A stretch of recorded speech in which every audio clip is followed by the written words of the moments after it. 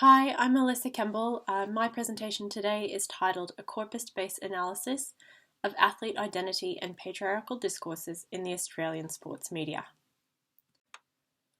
So, previous research into sports news coverage has identified discursive practices that highlight and reinforce stereotypes of, quote, appropriate femininity in sport, which thus perpetuate patriarchal ideologies. The patriarchal discourses and the relative patterns that I explore in my research are presented on the slide. Today, I'll be focusing on the patterns related to performance, physical appearance, and kinship roles. Historically, female athletes' sporting performances have been downplayed in the media in favour of focus on their physical appearance and personal lives, which thus has trivialised and objectified these sportswomen. So my research aim is to investigate how elite female and male athletes in Australian rules football, AFL, and Rugby League, NRL, are represented in the Australian print media with respect to gender stereotypes. So why AFL and NRL? Well, they are two of the most widely consumed sports in Australia. They're both stereotypically masculine sports in that they require a lot of strength and aggression, and they're full body contact sports. And the new women's competitions have launched relatively recently in comparison to the men's versions, which have been around in some form for more than 100 years. There's been very minimal research that focuses on the language used to report on these sports in the media, a couple of studies previously for AFLW, and no known studies yet for NRLW. I use corpus linguistics and qualitative discourse analysis to identify and explore salient patterns, potentially pointing to the aforementioned patriarchal discourses. The techniques and tools that I use are outlined on the slide. So to undertake my research, I built a specialised corpus of media coverage of both men's and women's AFL and NRL. This was sourced from the print editions of the top 4 most widely read Metro papers, as well as the national paper. The collection period commenced in December 2017, ending in December 2019, just before the global pandemic began. I have excluded news items published during the relevant sporting season because previous research has shown that news covered during the sporting season or event is generally match-related items which tend to focus on game outcomes, whereas coverage outside the sporting season or event has shown greater evidence of gender bias. So in total, over 13,000 news items were collected, comprising nearly 6 million tokens in the corpus. I've also split the corpus into 2 sub-corpora, OzFooty W, which includes coverage of women's footy, and OzFooty M, which is coverage of men's footy.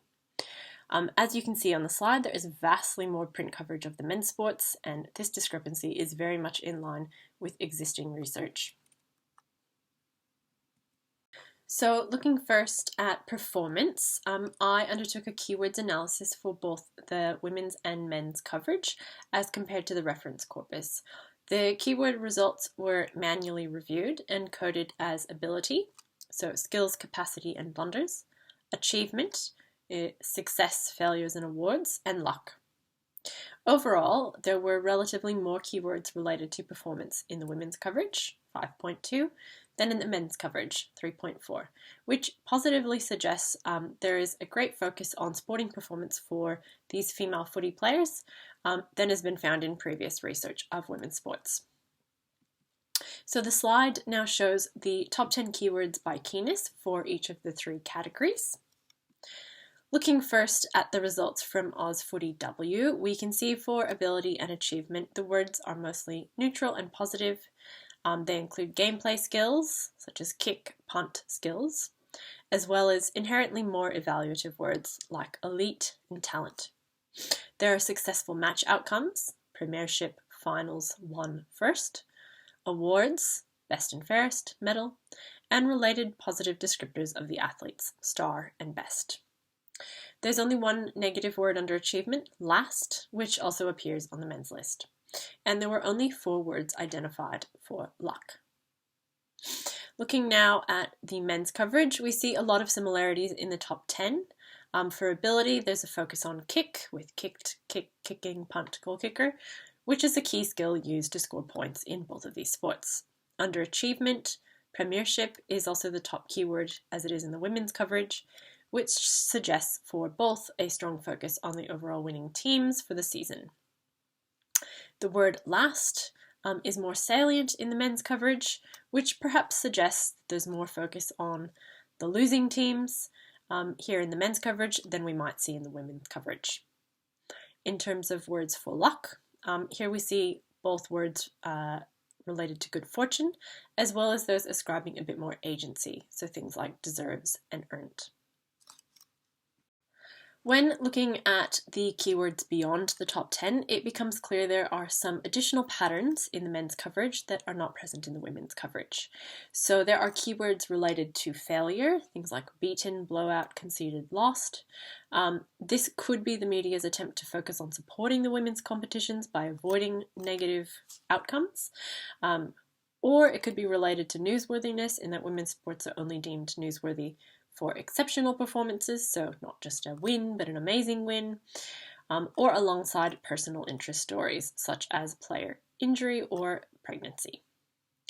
In the men's coverage, there is also a pattern of strength and war metaphor keywords, so things like aggressive, barbarians, combative, gladiatorial, strike power, thrash, warhorse, etc., which follow historical, stereotypical descriptions of male athletes.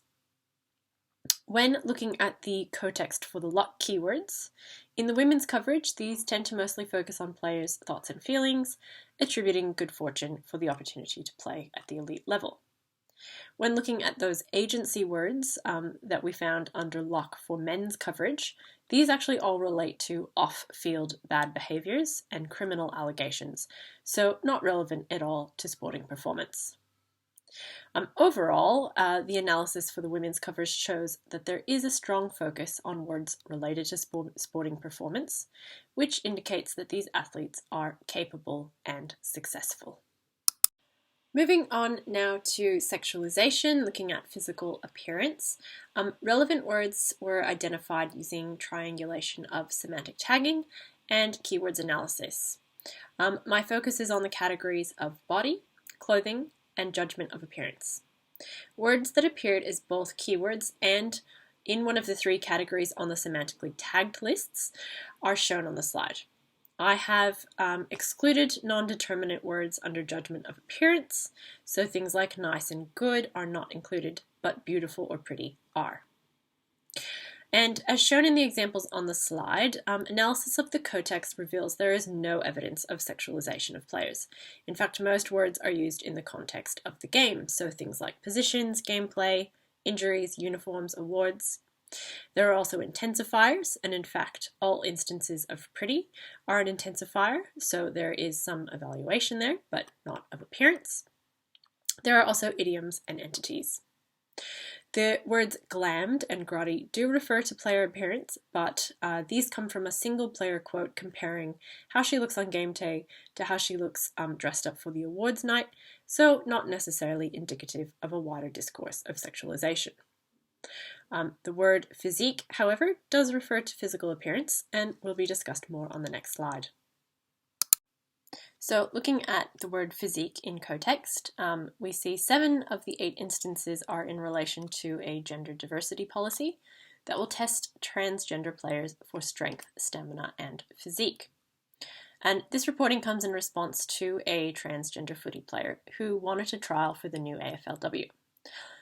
Coverage is largely supportive of this athlete, including quotes from her and a comparison to similar but less stringent policy in cricket.